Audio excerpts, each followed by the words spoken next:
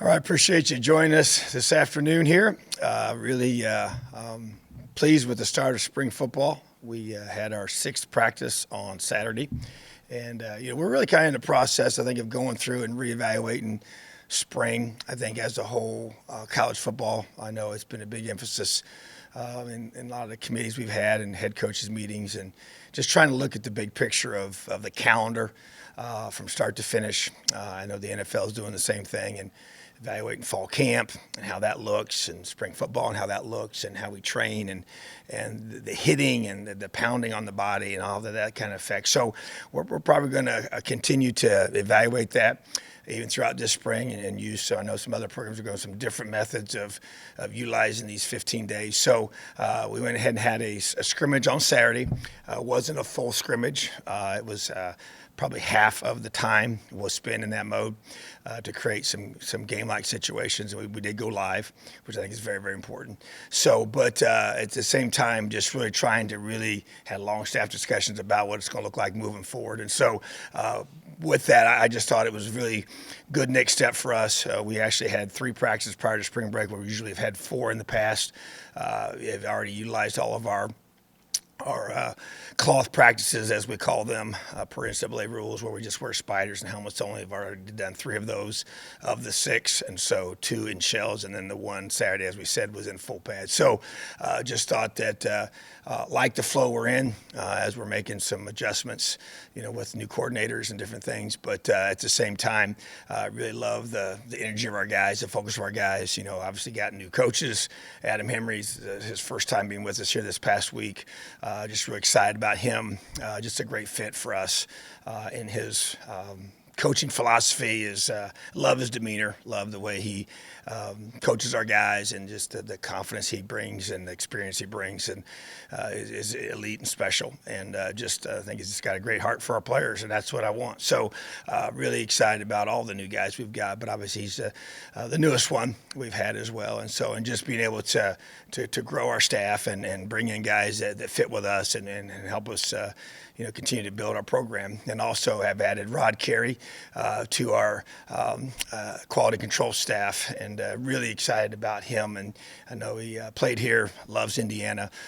Just want to welcome his family. He's going to be really assisting us on defense, and also assisting me as head coach with all his experience that he's had. And once again, it's guys that love this place and want to help us continue to build the program and build what we're doing here as a football team. So really encouraged by the progress we're making with our guys this spring. Got practice number 7 in the morning. We'll be back in Shells, and then again Thursday, and then Saturday as well. So just continue to get better as we progress through each one of these practices. Questions?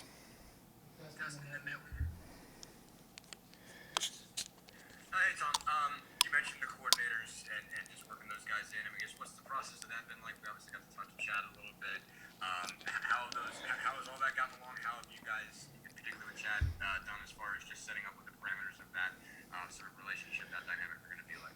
Yeah, that's probably been the biggest thing, just because it is even different than the last time I called it and did not have a person in that role. And I thought it was real important that we did. And the thing that I think has been so good is, we're really aligned in the whole motivational leadership piece with the defense, kind of things that we want to set as cultural expectations with how we practice, and the things we emphasize with takeaway, tackling, effort. That doesn't change, but the organizational part of that is where he really comes into play, and the tackling circuits and the teaching of all that, and the takeaway circuits and the teaching of all that. And he's added some really good things, I thought, to those. It's been really good. And scripting everything, that's really where his role, and then all the walkthroughs, he runs all those with our guys and our staff. And we also have a veteran group of guys on defense that have been here and really know, especially in the back end with Brandon and Jason, have been here for many years with us. And so, but really been encouraged by the progress that they're making there. Obviously, it's the way we kind of do it, just so during the week, most everything is pre-scripted. If we do have a situation where we might call something, like if we just move the ball, or it's more open-ended, then I would have have Chad call that on a Tuesday or a Thursday, and then I do all the calls on the scrimmages. So I did all the live goes on Saturday and called that, and so that's kind of be the way we'll kind of maneuver that and allow that to become a part of our weekly, flow as a staff, and then it allows me to be able to be involved on offense, on Monday, Wednesdays, and Fridays. I sit in all those meetings and film reviews with our offense and the different things with that, and then also allows me to be able to be involved defensively. So just I think it's I like it where it's at, and I think Chad's doing a great job, great energy, and just we got a standard of how we want to practice and how we want to play, and he's doing a great job helping us get to that, getting it back to where I know it needs to be.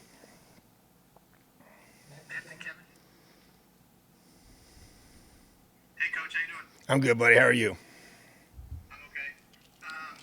From the scrimmage on Saturday, I know you said it's just half a scrimmage, but anybody in particular on either side of the ball kind of stand out, or any positions that you were pleasantly surprised with as far as how they played? Yeah, I would say just some guys that stuck out. Cam Camper's one that I don't know if it was necessarily just the scrimmage, but it's been that way pretty much probably throughout each one of the practices. This really kind of stuck out to me. Emery Simmons is another one. I think our two running backs as well. Sean Shivers and Josh Henderson. I just think those guys have really, been, they're new, obviously all four of them, but when you go live, you get a chance to see, where those guys are at. I thought, we were able to do some good things up front as well, offensively, to be able to give us some, time to get things done when we need to throw the football and create some creases in the run game. So, but I also felt like we tackled well, and that's something we haven't tackled live since the bucket game, so that's a long time, and I've been working really hard on fundamentals. So I thought the defensive unit would really be more predominantly the backers and the safeties and the corners have most of those plays in space, and so I thought those groups performed solidly. I did think just typical you have mistakes and things you got to correct and all that, but from an offensive perspective, those guys stuck out to me, and I think Noah Pierre's the one on defense continues. We're kind of he's obviously shown a lot of flexibility for us in the past, and even Maurice Freeman's a guy that's coming along. I think the more live we go, the more he shows, and I think Caden Turner made some. It seems like it's one of those for a guy like Caden. Whenever we go and just play football, and he didn't have to think as much. He just he makes plays, and that's what you're looking for. And same with Jordan Greer, another guy that's young and needs to continue to grow and develop, and I think that's. Super positive for us, and so I just got to continue to bring these guys along. And then on the front, Miles Jackson continues to flash and show bursts of both athleticism as well as just strength. And I really like the way he's playing right now, and now he's, making us better. What have you seen, Coach, from the quarterbacks so far in camp? Their grasp and how they're competing against one another? Yeah, I mean, to me, it's really solid. They're learning, a new offense, and that's always challenging without question. But I thought that Jack and Connor kind of stood out, on Saturday, as far as making plays and grasp of the offense, and as Donovan keeps getting reps, and Dexter's another one that's just kind of, he flashed to me, and just because he's been out for so long, and his athleticism I thought showed, and then also his arm strength, so it's a good group of guys there, and Grant's getting lots of reps and a chance to keep competing with all those guys, and you got a group of guys right now that's pushing each other in a lot of those meetings with them, and Coach Bell does a great job challenging them and really getting them mentally ready to be, I like the edge he has about him as he runs that room and runs our offense, and expectations he has for their performance, and to me it's reflective of that, and that's what you got to have. I think you kind of coach them like coach linebackers, and put them under a lot of pressure and stress, and create that ability to not be flustered or not be negatively impacted by the craziness of a game. Yeah, Coach, I wanted to go back to the spring calendar a little bit. What's your current thinking on kind of the pros and cons of having a traditional public spring game, and how are you seeing that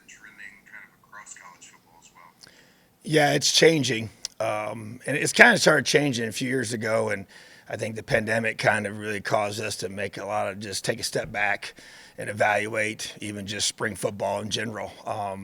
I just think that, I know there's some programs I've talked to and coaches where they're not even practicing the way we used to practice for spring ball, in terms of the live goes with your guys. And if you notice the last several years, even before the pandemic, that some of the spring games have become just kind of like tag or not much live tackling.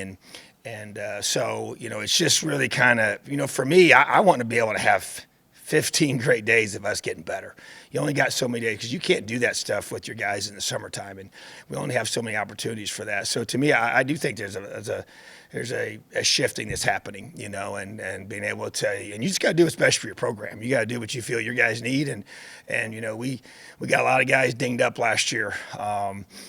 Even and it started in spring football, and it just continued. And so it just you go through. We had a lot of meetings about this, and have had Coach Wellman has been a part of an NFL study, and it continues to be a part of those as well. And we're using his expertise in that as part of our decision making. And as you go through and evaluate that part, it's like I said, it's a calendar thought process. But I do think you're going to see that shifting as we move forward, and it's probably starting this year.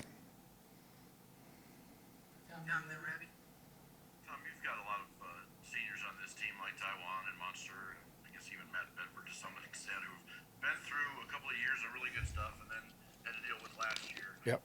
What are you seeing from them this spring in regards from the mentality of it all, in regards to that sort of sense of urgency to making sure you get this thing turned right back around real quickly? Yeah, I think leaning heavily on them. And, those guys you just mentioned there, the core of the guys that came to see me right after the last game of the season, in my office that Sunday morning and just really saying, Coach, this isn't going to happen again, And so, there's an urgency from them. There's a lot of strong leadership from them. Cam Jones is one of the most vocal guys about that. Monsters one you mentioned in Taiwan, and Jalen Williams and Matt Bedford. And, even I tell you what, a guy that's really stepped up to me, is AJ Barner. Even though he's younger per se, there's a maturity to him. He was here, and was a part and saw the things done a certain way, his first year here, and then obviously experienced last year and how knows how that felt, and those guys all know how that felt, and they don't want that again, So I think it's created a different urgency without a doubt, and it's going to affect the way our summer goes. Some things we're going to do over the summer, and they understand what has to happen, and so that excites me, But that's what you need. You need guys that have been there through the ups and the downs, and that gives them a maturity, but it also creates an urgency. And there's no doubt we got a lot of new faces as well, but we also got a lot of strong leadership and guys that have decided maybe even to come back for this additional year when they could have gone on to the NFL and pursued that and said, you know what, no, I want to finish the job here and make sure that my last season here is special. So those guys are at the forefront of that, which excites me.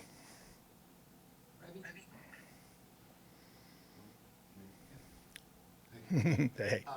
What two position groups do you think are the strongest right now, and what would you pick as the two position groups that have the most work to do between now and season opener?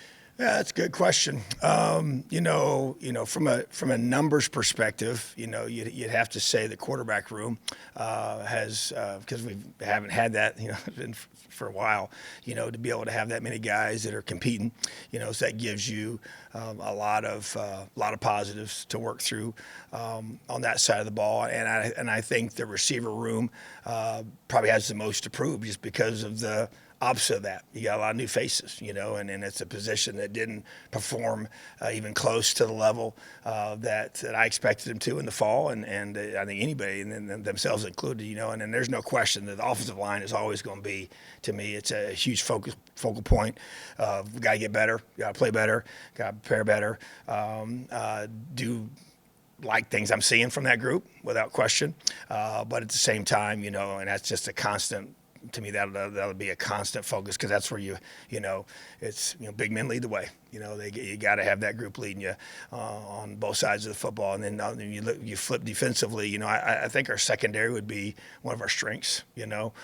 For this team, and I think with the D line having so many new faces, I'd say probably that'd be the one you got to focus on the most. And I like the group, and I think we're a lot bigger up in that side of the ball than we were a year ago, which I knew was by design. That's the guys that we brought here, and the transfers we brought in were picked for that reason, but they need to continue to develop it, and they have. I thought they've had a really good start, and Coach Randolph's done a great job with them. And I tell you, J.H. Tevis is a guy that I know I didn't mention him before, but not just as a player only, but you're talking a Cal graduate, that's here now getting his MBA, very mature. But I want him in that room, even though he's not been here, and he's proven to me to be a guy that can step up and lead. But that's a group that the D-line group has to be, to me, a difference makers for us in stopping the run and creating pressure. So those would be the ones that stick out to me. Tom, you kind of mentioned Walt a little bit. How are you seeing just the new offensive staff gel together? Obviously, there's a couple guys back in Coach Eller and Coach Wright, but how are you seeing that group create kind of a chemistry? How are they working together? How is that all sort of falling? Yeah, that's a good question. You got 3 of the 5 new faces in there, and new personalities, and then guys that 2 of them had worked together before. With Adam and Craig, but with obviously Walt being the new leader, and everybody else meshing together. I like what I'm seeing. Obviously it's time is the biggest indicator of all these things. And it gets revealed how it truly is. But from my perception and involvement and observation of practice, just what I just see is just a group of unselfish guys that